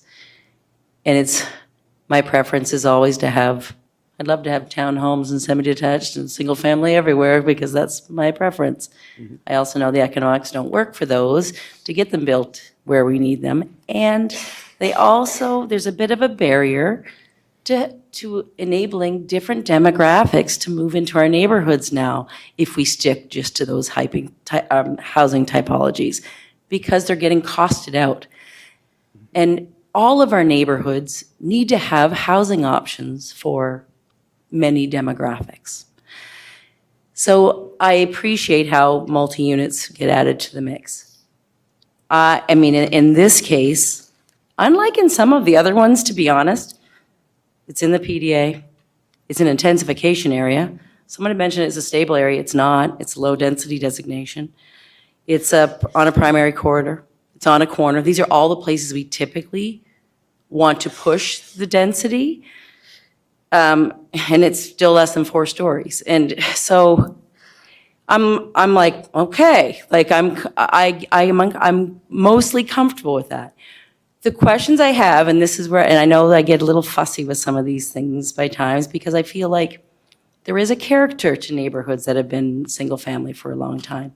Part of that character is kind of space and trees, not lots of asphalt and rooftops of big, broad massed buildings. So I guess I'm curious what the landscaping requirements are and what the developer is planning to do here to not just be a sea of concrete on that end. Again, I appreciate the step back in densities to it, and we haven't seen a lot of that, so I appreciate that. But I would like you to, I'm hoping you can speak a bit to that landscaping and how it looks more like, you know, I always, the example I always use, like sometimes if a single family home put asphalted the same amount of ratio that a multi-unit did, they'd have no front yard. It would just be a big paved area, which it isn't. So how do you do something comparable? Yeah. Yes, if you look at the actual density figures for what we've got there, we're not trying to maximize the RM density. The changes that are looked at for the RM density, way above what's shown on the diagram.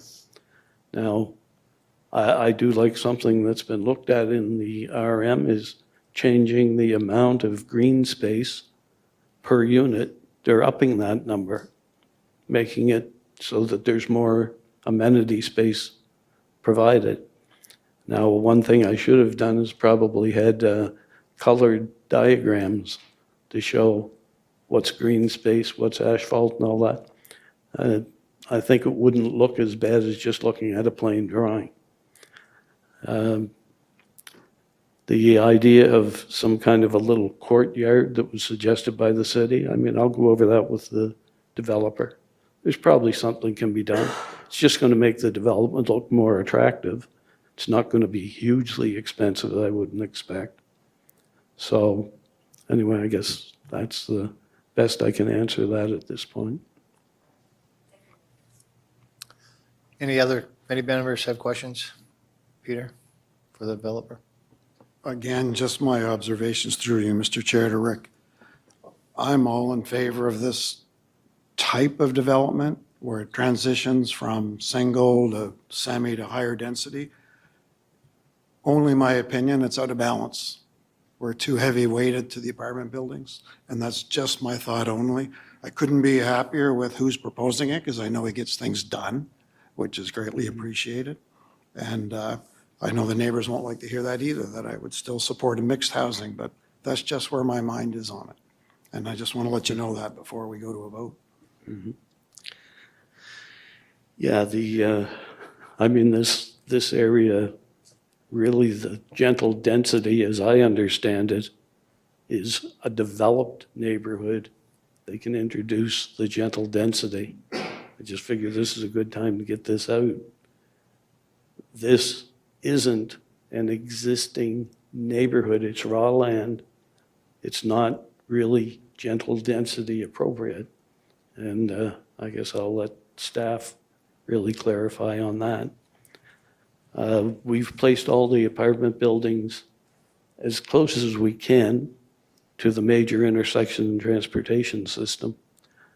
Trying to keep the buildings small.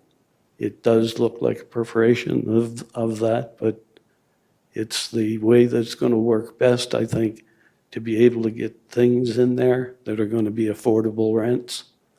And that's the whole thing. After a pandemic, nothing getting built, and then inflation going wild. The only way we're ever going to get out of this, overbuild. I've seen it in cycles in the past. And you take a period in time where there's a whole lot of apartments built, a little bit of a slump in the economy, and all of a sudden there's a lot of competition for those apartments, because you'll start seeing things get empty. I mean, the gentle density, who knows? Some people may take and figure, well, yeah, I can do a little unit in my backyard, and maybe it gets one person off of the streets. To me, that's a good thing. But anyway, that's the logic behind the layout, and that putting in something as far as a little bit of park area or something like that, I think that can soften it. Maybe blending a couple of the parking lots. Things like that can help the layout. Thank you. Terry, you have a question? Rick, I don't doubt that your comments about giving information, being transparent, offering to go to meetings, worked with you a lot over the years, and I have no doubt that you did in fact try to answer all the concerns. Then I hear from some of the public about wanting a little more time to review and didn't have time for whatever reason, Christmas season and all the rest of it. And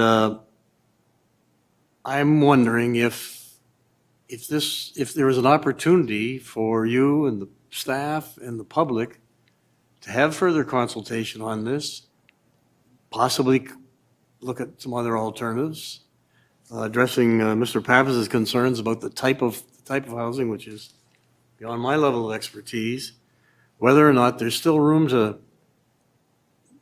come to a compromise on this. Do you see the plan that you've presented, even with the phasing and things like that, it's a fait accompli, it's the only way that your developer could ever do this? Or do you see an opportunity that if people sat down and clear heads, clear minds and said, listen, what about this, what about that, that you could come up with something that everybody could live with?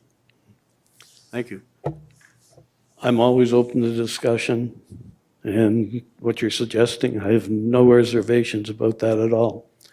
What I do have reservations about is if neighborhood wants to get together and say, well, okay, don't do any apartment buildings, then the feasibility of the project is probably scrubbed.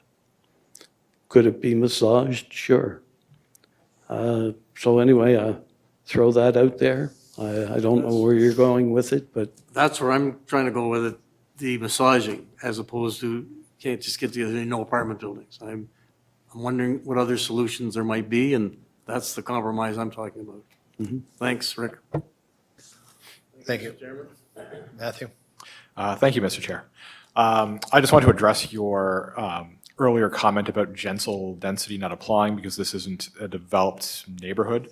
I would say if you look at the image that one of the residents provided, while yes, this is new land, you're clearly bounded on several sides with existing developments. And to say a neighborhood does not exist here, I think is a serious,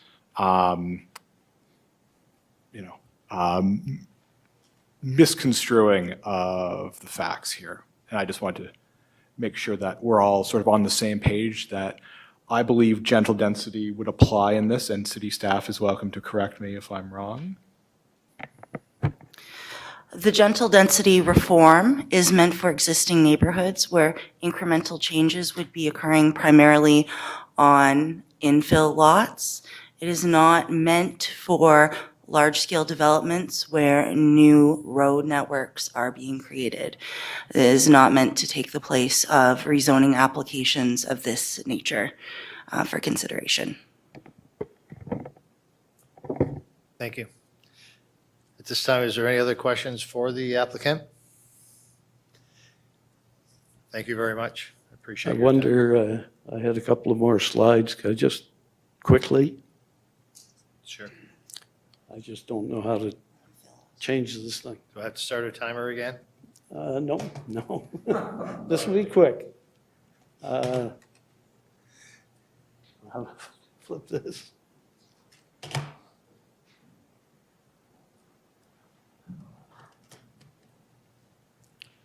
I just need to get my thumb drive. I'll try not to walk like I did last night. Okay. Oh, okay, there, good. Thank you.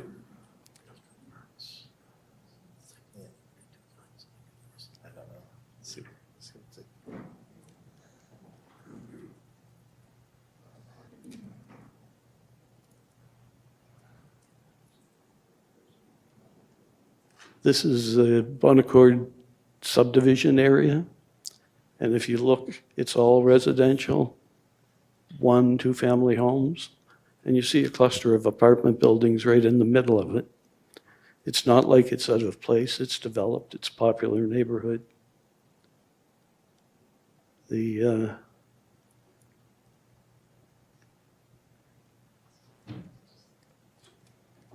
Two-Door Lane.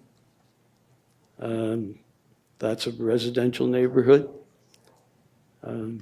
Peter, you're certainly familiar with that. But when you look at that whole area, now you have 4 apartment buildings in there. And they've been very popular. I think they're 4-story, if I'm not mistaken.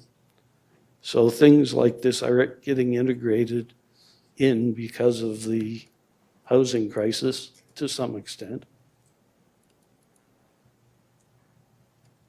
This is going back, I made reference to, there was an era in time that 12-unit apartment buildings, just they were being built everywhere because of the economics of being able to do it. This is the type of thing we're looking at there.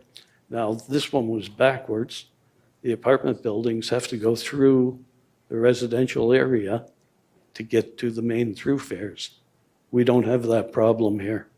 This would be more like doing it right. I have other examples there. I won't go through them, but they are all over the city. And a lot of these are new developments that have even been approved by the committee in recent years. So I just wanted to make that point. Thank you. And hopefully there could be some recommendations suggested to council. Thank you. You might have opened up a can of worms here. I see there's 2 more questions.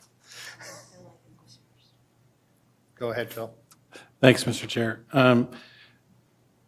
Rick, I think the public that you're dealing with here, I think they missed an opportunity by not inviting you out to their meetings, and it's unfortunately that didn't happen, because I think you could have answered a lot of questions, and I'm with Terry here when he says, I know you're open to meeting with these folks, and maybe we can just slow this down. I'm not a developer, and I'm looking at this, and I'm thinking the same thing as Peter. I don't know if 10 apartment buildings is what it's needed here. I don't know. I'm not a developer, but I like the way you've phased it into the already existing dwelling houses. I think all the apartment buildings up top, which I think Ann might have mentioned, I think that's a great idea. So I guess my comment would be for both you and for the residents, maybe getting together, and maybe there's an opportunity for some improving of your community, like traffic and slowing down things, and maybe sidewalks and playgrounds and fixing of the already existing water issues.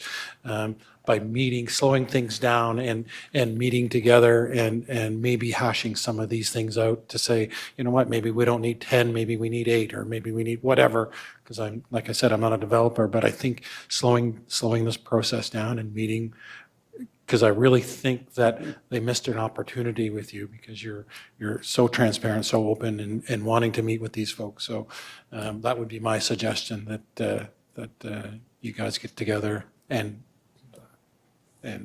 sort of talk this out a little bit. Yes, Mr. Chair, if that does become the direction you're taking here, I'd just appreciate it if staff made the arrangements, staff be present for it, and we'll move on. Yes. Thank you. Thank you very much. Thank you. For your time. At this time, we will close the public portion of this meeting, and we will call on some of the committee has questions for staff, which I do, and any other recommendations or suggestions. So I'm going to start just because I have the microphone. City staff, I'm wondering, what's the timing, or where do things stand in regards to the rotary, or the intersection at the top of the Galt Road? Or should the finance guy answer that question?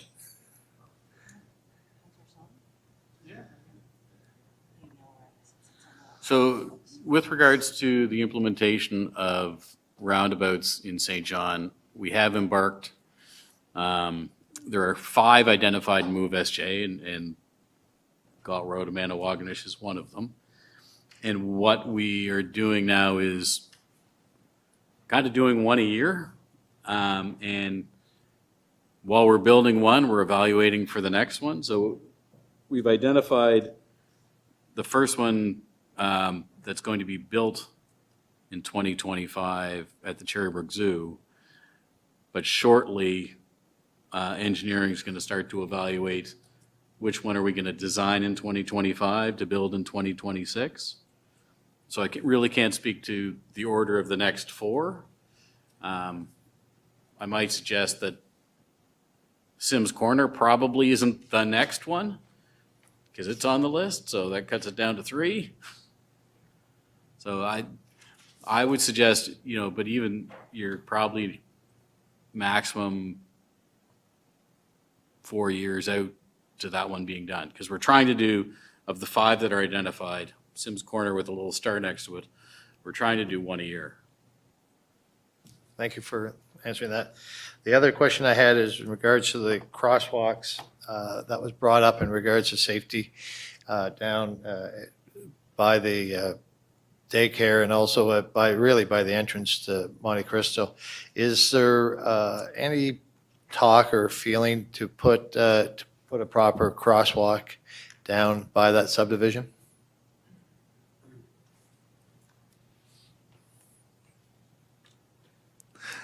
Joel? I was trying to pawn that one off. I can't speak for the traffic engineer or public works on whether that has been a consideration at this point.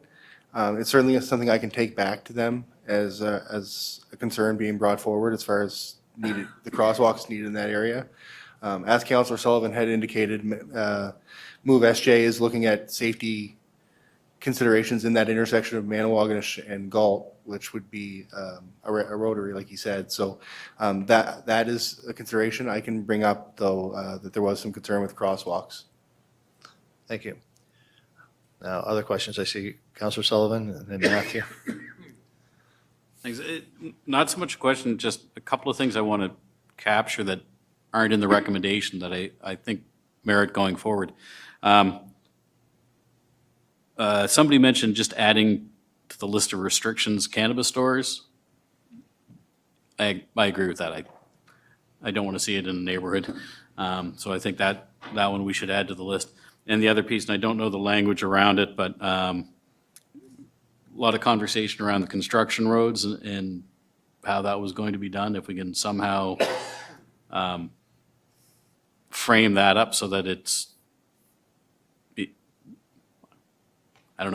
somehow in our recommendation, just to make sure that when the construction is happening, that we're doing it as best we can to respect the neighborhood. Thank you.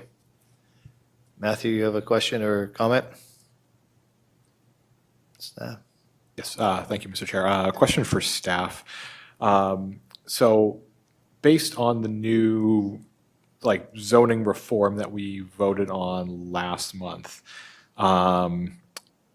would the existing zoning here, it would be folded into the as right 4, or is this in an intensification zone, and would it be as right 6 units per lot?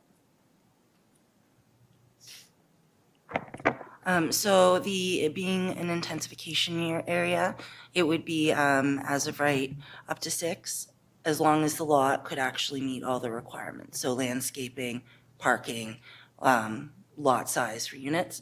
We would likely not see a great deal of change in the existing neighborhoods, as these are typically newer constructed housing.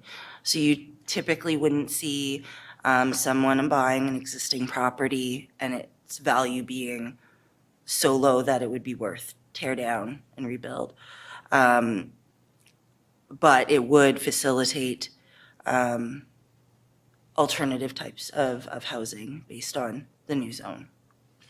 Okay, so under the new zoning, theoretically, this could be carved up into 6-unit portions, correct? Yeah, yes, that would be one of the options. In this case, they're undertaking a subdivision, which I believe as they start progressing with the road, they'll likely start subdividing some of those parcels. And typically, once we see the subdivisions for very specific building types, that tends to be what they end up building. Thank you very much, Ms. Kirshner. Are there any other comments or questions? Mark, do you have a question over there? Yes, Mr. Chair, in response to Councillor Sullivan's recommended changes to the motion, I think what staff will do is we can add an additional Section 59 condition that within the CG zoned area of the site that cannabis retail be prohibited, and also an additional Section 59 condition that access to the site for roadway and subdivision construction purposes be limited to Galt Road, to access from Galt Road, and not through the existing subdivision. One other change I would make is with respect to the authorization and preparation of the city developer subdivision agreements.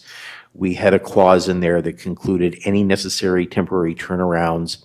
And I think one of the things I heard here tonight was the need for some form of a sidewalk along the site. I think Mr. Turner alluded to it.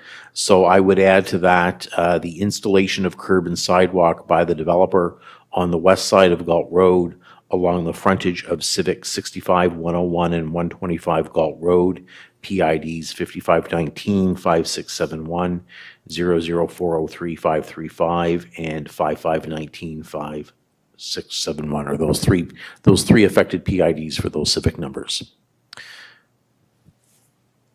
Thank you, Mr. Reed. Is there any other questions? And I guess at this point, I'm looking for a motion. You've got a motion, Ann, or a question or comment? Thanks, Mr. Chair.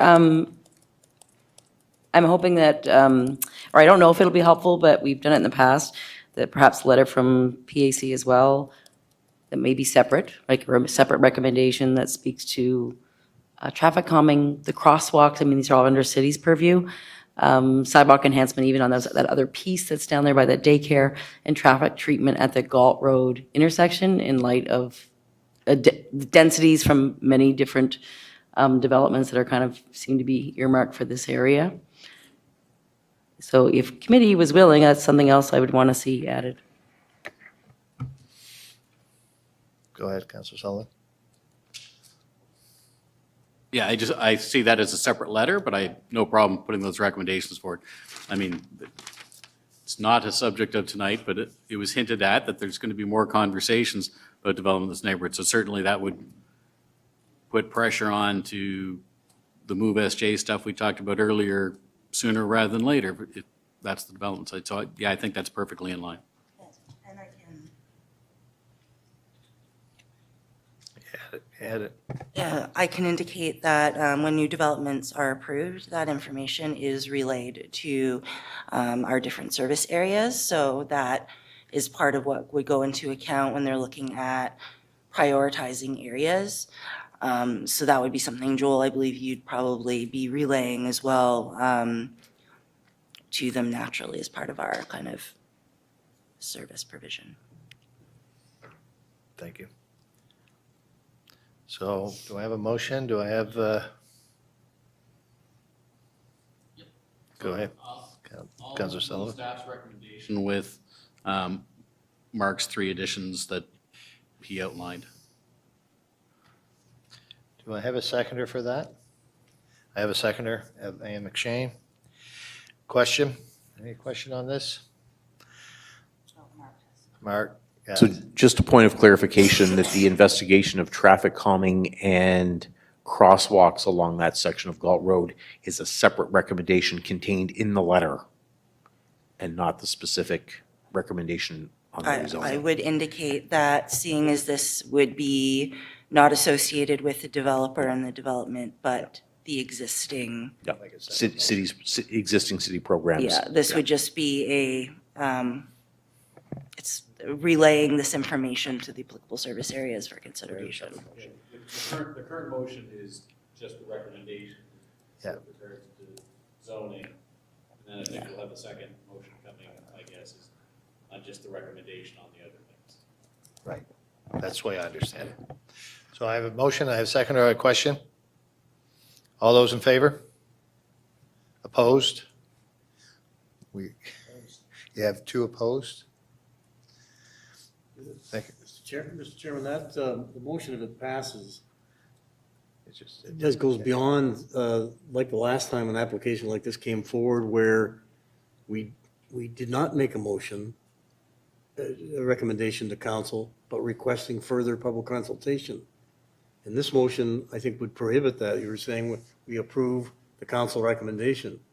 So I would be. Staff recommendation. Or staff recommendation. I would be opposed to that on the basis that I'm hoping that there'll be further consultation, as mentioned with Rick and with staff and the public. So you're So going to vote voted- against. So yes, yeah. we have 3 that voted against it. Okay, Colleen? Thank you. Motion did pass. Now we have a second motion. Second motion. Ann? Yes, the second motion is just to request that council consider directing staff to enhance traffic treatment at Galt Road intersection, traffic calming, crosswalks, sidewalks, and other pedestrian treatments along Galt Road and up to the Monte Cristo neighborhood, I guess, yeah. Including the Monte Cristo neighborhood, yeah. We have a motion. Do I have a seconder on this motion? I have a seconder from Phil. Any question on this motion? Councilors? Are they trying to figure out where they're getting the money for this? All those, we've questioned, all those in favor of the second motion? Those opposed? Motion passed. Just a quick note, because certainly I want to see more conversation, which is why I asked Rick about it. And January 13th is still a month away. So my hope is that there's still more conversation. And as I said, Councillor Lowe and I are kind of lucky. We get to hear this again. So I'm hoping to hear at the next one that there has been conversation. I would love to see some of the massage that's been talked about. But I think we've got a good starting point and hopefully a better conversation and communication. Thanks. Thank you very much. I do appreciate everybody that's come out and their comments were heard tonight, for sure. That ends item 5.2. The next meeting of PAC will be held January 21st, 2025. I look for a motion for adjournment. Jerry made the motion. All those in favor? Aye. Thank you very much, everybody. I appreciate your time. Have a Merry Christmas. Forget to.